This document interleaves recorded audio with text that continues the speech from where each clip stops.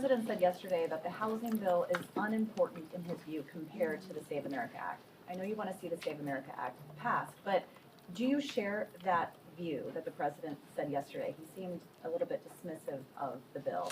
No, look, and then in your conversations with him, are you confident that it will become law, that he will not veto it? And then are Republicans missing out on that opportunity for him to sign a piece of legislation that you all described affordability as a big issue in the midterm election? Yeah, it is. The president has a lot going on, and I think it's safe to say he's not read through every line of that piece of legislation. It's a lot to it, and a lot of great things, and he and I have spoken about it quite a bit. He understands all the dynamics here, what he was saying, and legislation. But what he was saying is, in comparison to ensuring election integrity, which is now represented by the Save America Act, nothing is as important, because you cannot maintain a constitutional republic unless you have free and fair elections. A government of, by, and for the people is ultimately and foundationally dependent upon that. That's what the president is saying.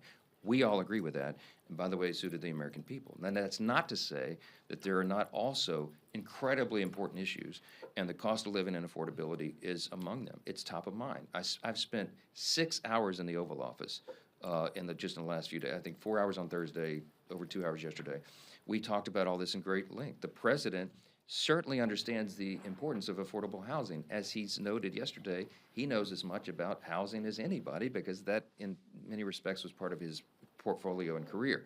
And he understands that we've got to reduce the age of the average first-time home buyer from in their 40s to their early 30s and get back to some sensible market conditions. Now, he also points out that interest rates are a major factor in that, as we all know. Anytime there's a housing boom, there's lower interest rates, and it spurs on that activity. But there are also input costs and the cost of construction and the barriers to entry. We address so much of that in this housing bill that we fought like warrior poets in the House to make sure it was good Republican policy in the end, and it cuts regulations, it reduces costs, it helps spur on construction, and it gives more affordability and availability to more people. The president is 100% in favor of all that. It will become law.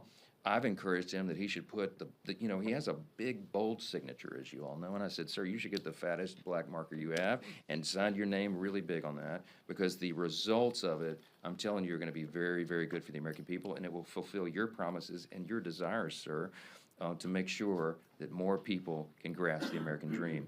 And so I hope he does sign it. If he doesn't, it's still law. We'll still celebrate it. But he's trying to make a point, and I think he's making it very effectively.